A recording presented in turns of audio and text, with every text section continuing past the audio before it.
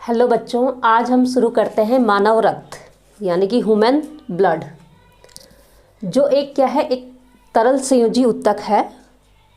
ठीक है। एक स्वस्थ मनुष्य के जो शरीर में ब्लड की जो मात्रा होती है वो होती है 5 से 6 लीटर होती है, और ब्लड की मात्रा शरीर के भार का लगभग 70, यानी जो ब्लड होता है वो हल्का सा क्षारीय होता है। पुरुष में जो ब्लड की मात्रा होती है वो होती है 5.5 लीटर, यानी 5.5 लीटर तक होता है, और महिला में थोड़ा क्या होता है, कम होता है, आधा लीटर कम होता है, यानी कि 5 लीटर लगभग होता है। तो ब्लड का जो संगठन है वो 2 चीज़ों से मिलकर बना है। एक तो है प्लाज्मा और दूसरा है ब्लड सेल्स। प्लाज्मा पूरे ब्लड का है 55% बनाता है, और ब्लड सेल्स जो है पूरे ब्लड का 45% बनाता है। तो जो ब्लड है इसमें प्लाज्मा की हम पहले बात करते हैं कि जो प्लाज्मा है ये एक नॉन लिविंग पार्ट है, यानी निर्जीव पार्ट है। तो ये पूरे ब्लड का 55% भाग बनाता है। इसमें 90% भाग जो होता है वो जल का होता है, और 7% भाग क्या है, इसमें प्रोटीन होती है।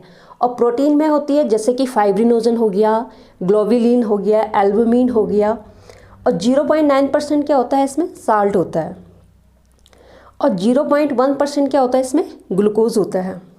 शेष पदार्थ बहुत कम मात्रा में पाए जाते हैं, किसमें, प्लाज्मा में। प्लाज्मा का जो मेन वर्क होता है, जो मेन कार्य है वो है भोज्य पदार्थ, यानी जो पचे हुए भोज्य पदार्थ है, और हमारे शरीर में जो हार्मोन्स होते हैं, विभिन्न ग्लैंड से जो हार्मोन सिक्रीट होते हैं, उनका क्या करना है, संवहन करना है। ये प्लाज्मा के द्वारा होता है। और प्लाज्मा का जो दूसरा कार्य है, हमारा जो बॉडी टेम्परेचर है, यानी हमारे शरीर का जो तापमान है उसको क्या रखता है, नियंत्रित रखता है, और घावों को क्या है, भरता है। अब हम बात करते हैं दूसरे कंपोनेंट्स की, यानी ब्लड सेल्स की। तो जो ब्लड सेल्स है ये 3 प्रकार के होते हैं। एक होता है आरबीसी, दूसरा होता है डब्ल्यूबीसी, और तीसरा होता है प्लेटलेट्स।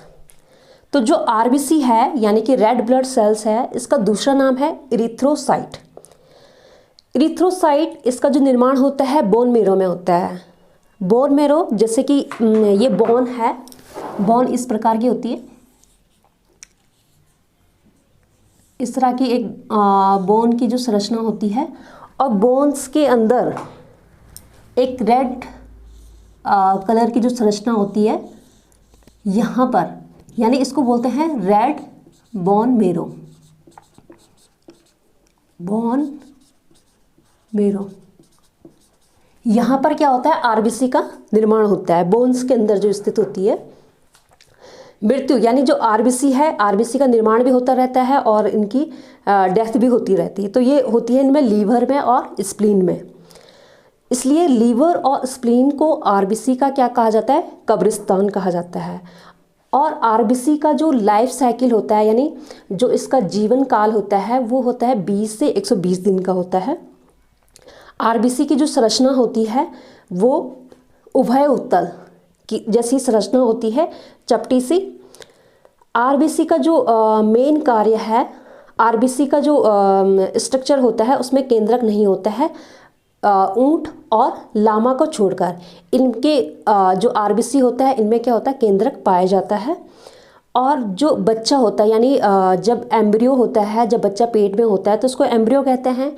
एम्ब्रियो जब रहता है तो एम्ब्रियो में जो आरबीसी का निर्माण होता है वो होता है लीवर में होता है और स्प्लीन में होता है। आरबीसी का जो मुख्य कार्य है वो है ऑक्सीजन और CO2, यानी O2 एंड CO2 का क्या करना है, संवहन करना है। यानी O2 को पूरे सेल्स में, पूरे हमारे बॉडी में जितने भी सेल्स हैं वहाँ तक पहुँचाना, और CO2 को सेल्स से लंग्स तक लाना। ये किसका काम होता है, आरबीसी का कार्य है। अब हम बात करते हैं डब्ल्यूबीसी की, यानी वाइट ब्लड सेल्स। इसका दूसरा नाम है ल्यूकोसाइट। जो डब्ल्यूबीसी है ये क्या करती है, हमारे शरीर को रोगों से रक्षा करती है। ठीक है, ये हमारी इम्यूनिटी को क्या करती है, बढ़ाती है। तो जो डब्ल्यूबीसी है इसका जो जीवन काल होता है वो 4 से 5 डेज का होता है और इसका निर्माण भी कहाँ होता है, बोन मेरो में ही होता है।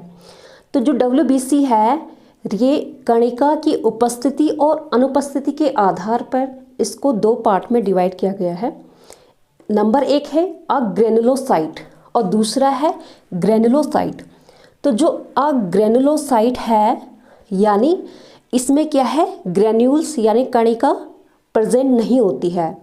तो ये 2 प्रकार का होता है, एक होता है मोनोसाइट और दूसरा होता है लिम्फोसाइट। जो मोनोसाइट है ये पूरे WBC का 3 से 8% भाग होता है और लिम्फोसाइट जो होता है ये 22 से 35% होता है।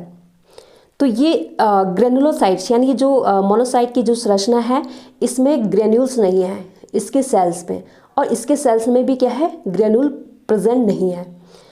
तो जो लिम्फोसाइट है, लिम्फोसाइट को भी 2 पार्ट में कैटेगराइज किया गया है, T lymphocytes and B lymphocytes.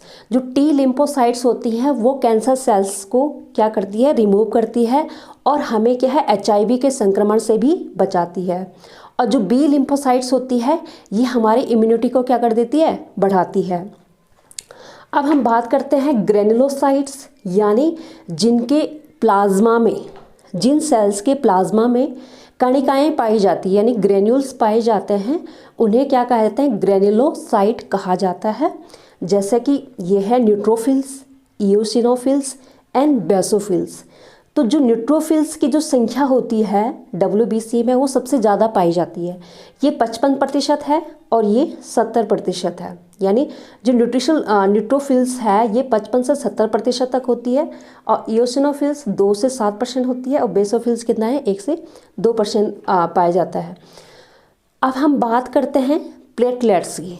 जो प्लेटलेट्स हैं इनका निर्माण भी कहाँ होता है, बोन मेरो में होता है।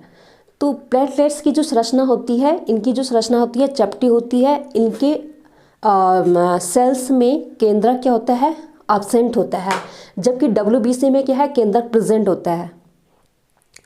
तो प्लेटलेट्स का जो मेन कार्य है वो है रक्त का थक्का जमाने में क्या करते हैं, सहायता करते हैं।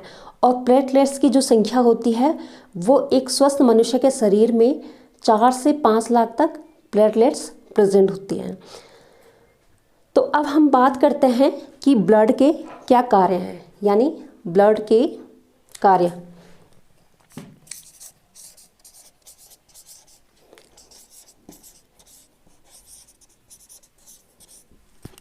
ब्लड के जो कार्य है हमने एक एक करके थोड़ा थोड़ा प्लाज्मा, रेड RBC, WBC में पढ़े हैं। तो ब्लड का जो मेन कार्य है ये भोज्य पदार्थ हो गया, भोज्य पदार्थ हार्मोन्स का पूरी बॉडी में क्या करते हैं, संवहन करते हैं। और दूसरा है इसमें O2 यानी ऑक्सीजन को पूरे शरीर में ले जाते हैं और CO2 को क्या है, पूरे सेल्स से वापस लंग्स में लाते हैं। और तीसरा जो कार्य है यानी ब्लड का जो मेन कार्य है, यह ब्लड को क्लॉट नहीं होने दे। फंक्शंस ऑफ ब्लड यानी ब्लड के कार्य।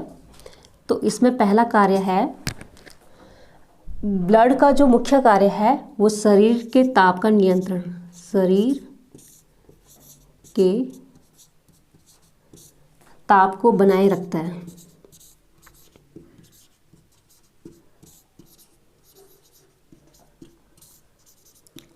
दूसरा जो कार्य है इसमें रोगों से रक्षा, रोगों से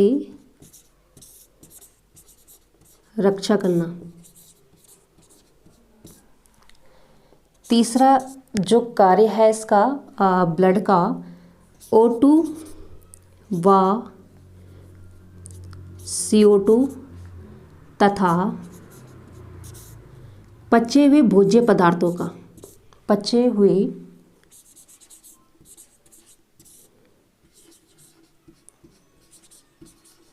भोज्य पदार्थों का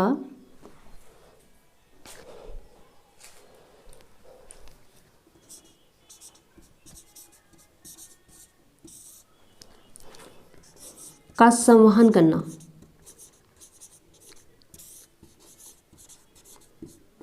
यानी ट्रांसपोर्ट करना।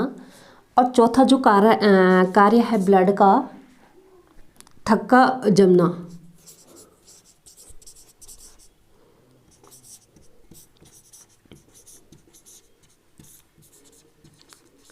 जैसे कहीं पे चोट लगती है तो ब्लड का क्या है, तुरंत क्या बन जाता है, थक्का बन जाता है। वो किस कारण होता है, ब्लड में उपस्थित जो प्रोटीन है, फाइब्रिनोजन प्रोटीन है, वो क्या करती है, ब्लड को थक्का जमने में क्या करती है, सहायता करती है। और प्लेटलेट्स भी इसमें क्या करती है, सहायता करती है। पांचवा है ब्लड में जो उपस्थित हिपेरिन होता है, हिपेरिन, हिपेरिन एक पदार्थ है जो ब्लड में मौजूद होता है। यह ब्लड को क्या करता है, हमारे शरीर में क्लोटिंग नहीं होने देता है। तो ये पूरा क्या हो गया है, ब्लड के फंक्शंस हो गए।